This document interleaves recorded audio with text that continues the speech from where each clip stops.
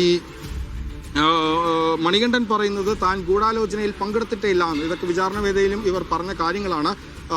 തങ്ങൾക്ക് ഇതുമായൊരു അറിവുമില്ല എന്ന് തുടക്കത്തിൽ വിചാരണ വേളയിലൊക്കെ ഇവർ പറഞ്ഞിട്ടുണ്ട്. തങ്ങൾ ഗൂഢാലോചന നടത്തിയിട്ടില്ല, തട്ടിക്കൊണ്ടുപോകാൻ ശ്രമിച്ചിട്ടില്ല എന്നൊക്കെ ഈ വിചാരണ വേളയിലും പറഞ്ഞ കാര്യങ്ങൾ തന്നെയാണ് മണികണ്ഠൻ അടക്കമുള്ളവർ ആവർത്തിക്കുന്നത്. മണികണ്ഠൻ പറയുന്നത് താൻ കുറ്റം ചെയ്തിട്ടില്ല, ഇവരാരുമായി കൂടിയിരുന്ന് സംസാരിച്ചിട്ടില്ല, മനസ്സറിഞ്ഞൊന്നും ചെയ്തിട്ടില്ല. ഒപ്പം തന്നെ വീട്ടിലെ സാഹചര്യങ്ങൾ കൂടി മണികണ്ഠൻ കോടതിയോട് പറയുകയാണ്. തനിക്ക് ഭാര്യയും 2 കുഞ്ഞു കുട്ടികൾ മാത്രം, 9 വയസ്സും 2 വയസ്സുള്ള 2 കുട്ടികൾ മാത്രമാണ് തനിക്കുള്ളത്. അപ്പോൾ താൻ മാത്രമാണ് അവരുടെ ഏക ആശ്രയം. അപ്പോൾ താൻ ജയിലിൽ പോയാൽ ഇവരുടെ കാര്യം വഴിയാധാരമാകുമെന്നടക്കമുള്ള കാര്യങ്ങൾ പറയുന്നുണ്ട്. വിജീഷും കോടതിയിൽ തനിക്ക് പറയാനുള്ളത് പറഞ്ഞിട്ടുണ്ട്. തലശ്ശേരിയിലാണ് തൻ്റെ നാട്. ഒരു ആവശ്യം കൂടി, ഒരു ആവശ്യം മറ്റ് പ്രതികളൊക്കെ തന്നെ ഈ പൾസർ സുനിയിലേക്കുള്ള മറ്റ് 2 പ്രതികൾ തങ്ങളെ ജയിൽ മോചിതരാക്കണം, അല്ലെങ്കിൽ തങ്ങൾ നിരപരാധികളാണെന്ന് പറഞ്ഞപ്പോൾ വിജീഷ് അത്തരം ഒരു ഭാഗത്തിലേക്ക് പോകുന്നില്ല. പകരം ഒരു ആവശ്യം കോടതിക്ക് മുമ്പിൽ വിജീഷ് വെക്കുകയാണ്. തൻ്റെ കുറഞ്ഞ ശിക്ഷ തനിക്ക് നൽകണം, പക്ഷേ കുറഞ്ഞ ശിക്ഷയാണ് നൽകേണ്ടത്. ഒപ്പം തന്നെ ഒരു ആവശ്യം കൂടി മുന്നോട്ട് വയ്ക്കുന്നത് തൻ്റെ നാട് തലശ്ശേരിയിലാണ്. അപ്പോൾ തന്നെ കണ്ണൂർ ജയിലിലേക്ക് ആക്കണമെന്നൊരു ആവശ്യം കൂടി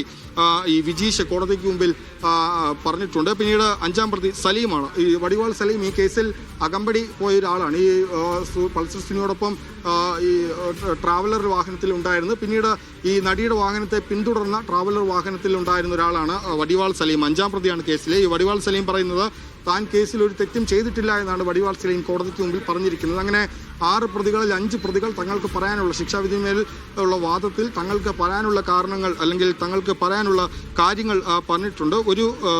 ഒരു വയസ്സുള്ള ഒരു പെൺകുട്ടിയും ഭാര്യയും മാത്രമാണ് തനിക്കുള്ളത് എന്നാണ് സലീം പറയുന്നത്. 5-ാം പ്രതിയായ വടിവാൾ സലീം എന്ന സലീം പറയുന്നത് 1 വയസ്സുള്ള കുട്ടിയും ഭാര്യയും മാത്രമാണ് വീട്ടിലുള്ളത് എന്നാണ് പറയുന്നത്. താൻ ഒരു തെറ്റും ഈ കേസിൽ ചെയ്തിട്ടില്ല എന്ന് വടിവാൾ സലീം പറയുന്നുണ്ട്. അങ്ങനെ 5 പ്രതികൾ ശിക്ഷാവിധിമേലുള്ള വാദത്തിന്മേൽ തങ്ങൾക്ക് പറയാനുള്ളൂ. പൾസർ സുനി മുതൽ യഥാക്രമം പ്രതിപട്ടികയിലുള്ള ഓരോ ആളുകളും കുറ്റക്കാരാണെന്ന് കണ്ടെത്തിയ ഈ കൃത്യത്തിൽ നേരിട്ട് പങ്കെടുത്ത 6 പേരിൽ 5 പേരും ഇപ്പോൾ കോടതിയെ തങ്ങൾക്ക് പറയാനുള്ള കാര്യങ്ങൾ പറയുന്നുണ്ട്.